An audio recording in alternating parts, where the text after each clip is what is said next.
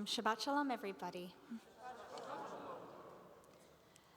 There is a great Jewish joke that many of you may have heard before that goes as follows.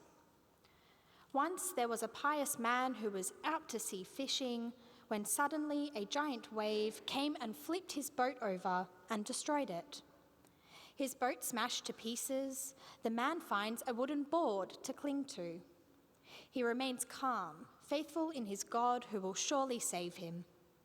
A few hours after he'd been thrown into the water, a cruise ship comes by, sees him stranded, and offers to rescue him.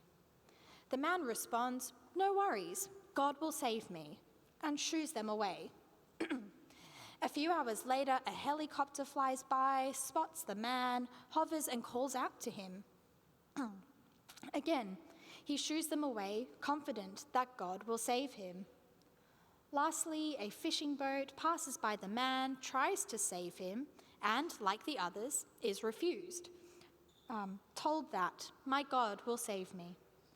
Needless to say, after a long time in the water, clinging to this same board, the man slips away and is lost to the sea. Upon entering heaven, he, as you might imagine, has a bone to pick. The man turns to God and demands to know why he was not saved.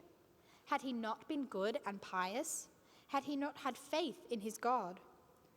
And God finally retorts, "I did try to save you. I sent you a boat, a helicopter, and even another boat."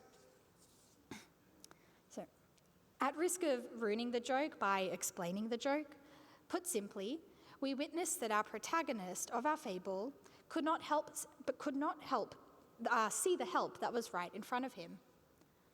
The result is that he, quite literally, misses the boat, and his failure to spot the signposts ultimately costs him his life.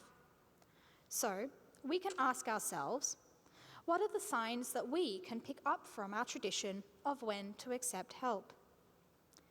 A simple answer, which can indeed be found in our Torah, would be when we're overwhelmed. In our Torah portion this week, B'ha'alotcha, the people of Israel become increasingly agitated, unsatisfied with the manna that God causes to fall from the heavens to satiate their hunger in the desert.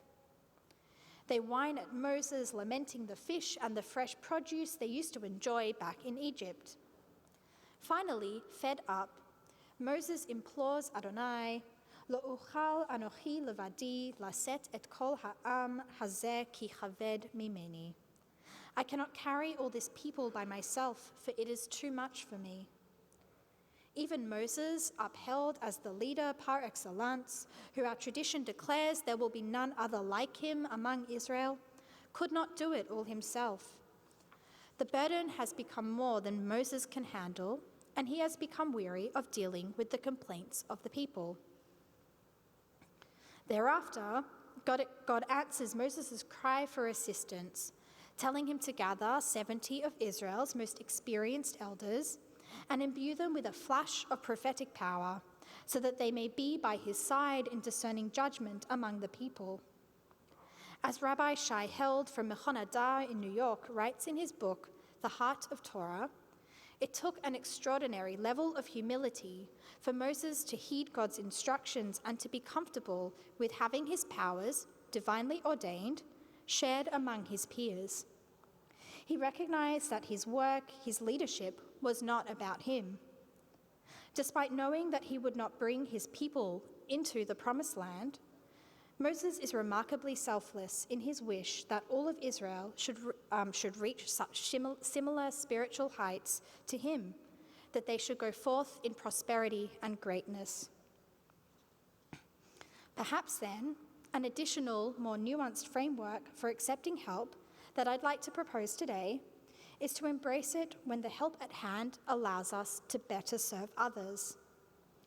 For example, we are given the instruction in B'ha'alotcha that the Pesach sacrifice must be given at its appropriate time, specifically on the 14th of Nisan, when we now hold our Pesach Seders. Yet, there were some anashim, commonly translated as people, but here householders, who were far away from home, or became impure because of coming into contact with a corpse, rendering them unable to fulfill the task of the Pesach sacrifice on behalf of their families. Focusing on the latter, accompanying the dead for burial, Levayat Hamet, is considered a mitzvah of the highest level, as we recite in our morning liturgy. Therefore, these certain anashim had the ironic but necessary need to defer one mitzvah in order to perform another. Subsequently, when this issue is put forward, God instructs that, for someone found under these circumstances, the Pesach sacrifice, can be made a month later. Although it is not thought of as ideal to alter a time-bound mitzvah, special circumstances encourage us to alter our observance to prioritize the community and the individuals in it. By way of example, we have responsa in our Reform movement that allow for the reading of the Torah on a Friday night, if a congregation does not meet regularly on Shabbat morning. This was a reality for several of my student pulpits throughout my time in rabbinical school. Whilst I admit it was odd to me at first, these small congregations felt best served and felt closest to their Judaism because they were still able to treasure the presence of Torah no matter when we met for worship. Which leads to the thought, if service is the idea, what about the other side of the coin? When are we called to serve? Or put differently, when do we give help? If we heed our words of Torah, I would then suggest that we extend a helping hand when given the responsibility. In our parashah, we read of how the Levites are an elevation offering to God, whose purpose is la'avod et avodat Adonai, to perform the sacred service of God. They are specifically taken from among the people of Israel and given the community's blessing through the ritual of the laying of hands on heads that might be familiar to us from some other moments of Jewish responsibility, such as blessing our children on Shabbat or, in fact, rabbinic ordination. Yet, our parashah teaches us that one of our tasks is to establish balance in being both the givers and the receivers of help toward our fellow human beings. We learn that from the time the desert tabernacle was set up, a cloud covered it during the day, and a mar'eh esh, a likeness of fire, covered it by night. When the cloud lifted, the Israelites knew that it was time to depart and to keep traveling on their wilderness journey. In other words, unlike the man who drowned waiting God's intervention, the Israelites read the signs and acted accordingly. As Bible scholar Robert Alter explains, the fire cloud guides the Israelites' movements and is a feature of God's presence and divine favor. Subsequently, we can perhaps infer that when we take these signs into account, it is an act of holiness, and acknowledging them causes the clouds to lift in our own lives as we feel the weight of our burdens ascend.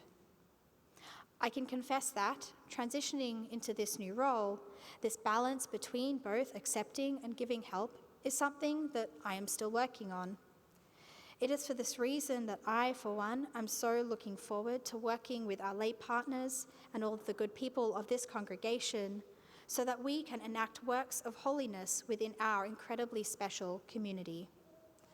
Many hands make our sacred work together a much lighter load, and I am so fortunate that there is an endless wealth of wisdom to draw from here. This Shabbat, then, may we all have the humility to not miss the boat, accepting help when it is offered, and then repay that kindness in turn. Ken Yehi Ratzon, Shabbat Shalom.